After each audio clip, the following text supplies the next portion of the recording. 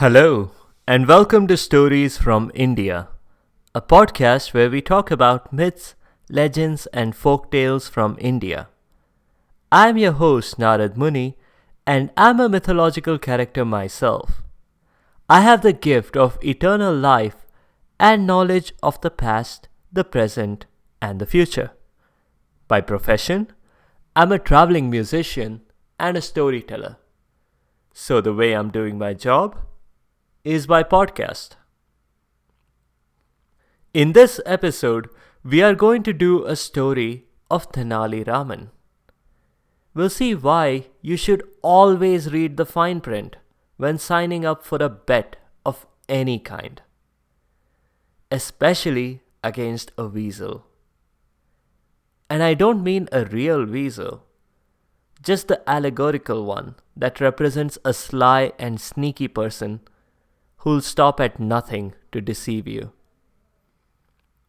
We've done a few different stories before of Tenali Raman. You don't need to have heard those, as most Tenali Raman stories are standalone. In the stories that we have covered, in episodes 2, 3, and 19, I might have given the impression that Tenali Raman was a person with no empathy whatsoever towards animals, whom he treated very poorly for selfish reasons. Let me correct that by saying that in reality, Tenali Raman treated everyone poorly for selfish reasons, not just animals. Our story begins with Tenali Raman on holiday. I guess constantly torturing animals and tricking people out of bags of gold is taxing enough that Tenali needed a vacation from time to time. So he packed his bags and went off to a nearby vacation town. It was a typical medieval Indian vacation town, which meant there was pretty much constantly a carnival or two in town. And by carnival, I mean a traveling amusement show or circus or fun fair, not the line of cruise ships. And when Raman and his wife Sharda stepped into town, what a carnival they saw! Sharda marveled at everything she saw and giggled excitedly. She wanted to try every single thing. The cotton candy, the caramel apples. She also wanted to play every game and go on every ride there. Raman was getting the feeling that he would soon go bankrupt at this rate. And so he began to apply some serious thinking. He was clever enough to spot all of the scams and to help Sharda avoid them. He helped her win teddy bears, despite the dishonest milk bottle toss, the rigged basketball toss, and the wheel of misfortune. Feeling proud of himself having saved a few rupees, Tenali, the miser and the egotist, couldn't help gloating. And when you're in a gloating mood, you tend to spread out from your original topic. He remarked to Sharda, "Look at that gorilla in the cage. An obvious fake. It's a man in a gorilla costume." "How do you know it's a man and not a woman?" asked Sharda. Tenali had no answer to this, so he quickly ignored her and changed the subject. Loudly. "And that magician over there? He's using a walkie-talkie, and his associate is feeding him all the answers. And that weightlifter pretending to lift the 400-pound weight? Pooh, he's just a weakling." Of course, when he said all this, he was clearly audible to the magician, his associates, the entire backstage, the weightlifter, and indeed half of the people at the carnival. The glares from most of them were making Sharda uncomfortable. She urged her husband, "Raman, keep quiet and go away from here. Go get me another caramel apple or something. Just a minute, thundered the weightlifter. Let's call him Balwan. Balwan continued. You think I'm a weakling? Sharda was now poking him with her elbow, but Raman didn't care. Of course, and I'll say it again. You, sir, are a weakling. A crowd began forming around them. There was some excitement in the air. Were they going to witness a fight here? Except, on second thoughts, it wouldn't be much of a fight. It would be clearly one-sided. Balwan asked, If I am a weakling, I suppose you can tell me who a truly strong person is? Of course I can, replied Raman. Sharda, just stop pinching me. I got this, okay? Go get your fortune read or something. And go to the 50 paise weight machine, not that fake palm reader. Now back to you. Balwan, he continued, after pausing to read Balwan's name tag. You wanted to know who a truly strong person is? Well, you're looking at him. Everyone around them looked back and forth between the incredibly muscled Balwan, whose biceps had biceps of their own, and the puny Tenali Raman, who had nothing of importance to show other than his beer belly. And everyone burst out laughing. 5 minutes later, when the laughter died down and everyone was quiet, Balwan realized that Tenali was actually serious. Other game operators at the carnival had picked up on this enough to think that Tenali would make a great mark.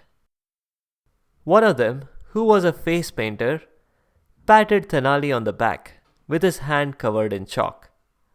That would leave a mark on Tenali that other dishonest operators could pick up on to squeeze more money out of this target, who was obviously crazy or gullible. All right, here's a challenge then, Balwan said. Carry this 400-pound weight on your shoulders. Look, don't insult me, Tenali replied. That 400-pound weight, it's just too light for me. I want something bigger. Sharda, meanwhile, had quite given up on trying to convince Tenali. She was now trying to keep a distance from her husband. She was embarrassed. Who would not be? I've got it, Tenali said. Why don't I carry that hill over there? That settled it. No one had any doubts any longer whether Tenali was crazy. Tenali continued. I'll carry that hill, no problem. I'm still waiting, said Balwan. You're just all words and no action. Oh yeah? Tenali asked. How long did it take you to start lifting this 400-pound weight? 3 months, Balwan said. Well, Tenali said, you have to admit the hill is at least twice as heavy as your weights. If that's the case, I need 6 months to prepare. And at the end of it, I will gladly hold up the hill on my shoulders. Wanna bet? 1,000 gold coins for the winner. You're on, Balwan said. Not that I don't trust you, Raman, but you need to put the amount in escrow. A lawyer was called over. A contract was drafted, and both parties agreed to honor the deal. Raman got a few more things out of it. free boarding and lodging and food and anything else he needed to prepare. The villagers and carnival staff would chip in and pay for the privilege of seeing Balwan rub Raman's face in the ground. And their money would double when Raman would have to pay up.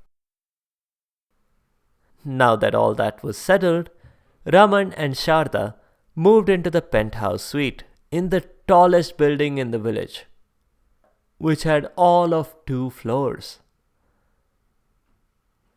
"A fine mess you've gotten us into," Sharda complained as soon as she was alone with Tenali. "Now what are we supposed to do?" "Trust me, Sharda, this is a nice holiday. In just a few weeks' time, we'll be richer. 1,000 more gold coins. Imagine. For now, let's just enjoy the lap of luxury." That did not make Sharda feel better, but Tenali didn't say anything further. In the other camp, Balwan was absolutely confident that he would win the 1,000 gold coins. He was throwing parties and celebrating already. After several months of this, finally the big day approached. The villagers had gone all out on this. They had posters everywhere announcing that Tenali Raman was going to lift a mountain. Talk about making a mountain out of a molehill. Balwan, the Sarpanch or village chief, and indeed the entire village and the entire carnival staff was there. Tenali Raman arrived fashionably late. "I'm ready," he said. "Okay, we've been waiting 6 months, just do it already," shouted back the crowd. Tenali Raman calmly walked to the very center of the crowd, facing away from the hill he was supposed to carry. He knelt down, held his arms out towards the side, and announced to the crowd, "Ready when you are. Go ahead and put the hill on my shoulders." "What?" gasped Balwan, the Sarpanch, and indeed everyone present. "I'm ready to hold the hill up. Just go ahead and place it quickly. I already feel my strength beginning to fade." And then the villagers and the carnival folk began to realize exactly how they had been tricked. Tenali had only agreed to carry the hill on his shoulders, not to lift it up in the first place. He had made a subtle distinction between the words lift and carry. Lifting the hill would have involved raising its position, but carrying it merely meant supporting its weight so that it wouldn't fall off of his shoulders, assuming it was already there. Tenali had finagled in a clause in their agreement that made it the villagers and carnival staff's responsibility to prepare everything for Raman. Since Raman's responsibility was to just carry it, you could argue that lifting the hill was a step in preparation for carrying it, which Raman was responsible for. Raman had carefully worked it in as part of the logistics clause, which the villagers and carnival staff had interpreted as meaning feeding, sheltering, and entertaining Raman and Sharda ahead of his gargantuan task. Raman's defense was ironclad. The villagers and carnival staff couldn't prove that Raman would not be able to carry the hill. And so, Raman won the bet. 1,000 gold coins short, you can bet the village and the carnival staff were not happy about it. But that's Raman in a nutshell for you. He managed to get a very nice holiday. He was fed, clothed, sheltered, and entertained for months. And he got 1,000 gold coins for it. It did not matter that the villagers and the carnival staff had taken out a second mortgage on their homes just to raise the capital for the bet that they were absolutely sure of winning. Raman, the greedy, miserly, and sneaky person, made them pay the entire amount, and he kept it all for himself. That's all I have for today. A couple of notes on the show. Balwan is the Hindi word for strong. Raman's behavior might remind you of 21st century finance moguls who offer to join you in your journey to prosperity, provided you carry their burden as well as yours. I've linked previous Tenali Raman episodes on the show notes. Check them out. Raman was quite a learned man. He could fluently speak 8 languages.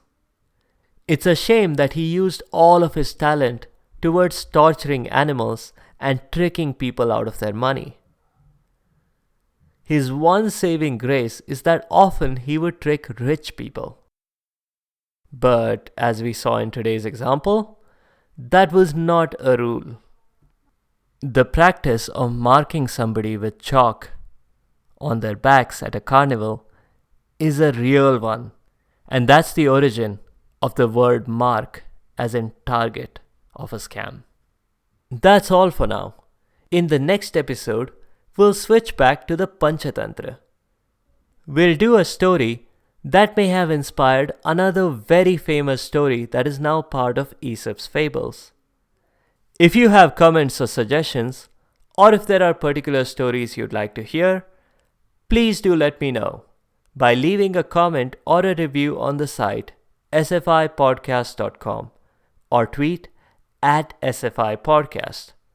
You can also find me on Instagram and Facebook. Be sure to subscribe to the show to get notified automatically of new episodes. Thanks to all of you listeners for your continued support and your feedback. The music is from purpleplanet.com. That's purple-planet.com. I'll see you next time.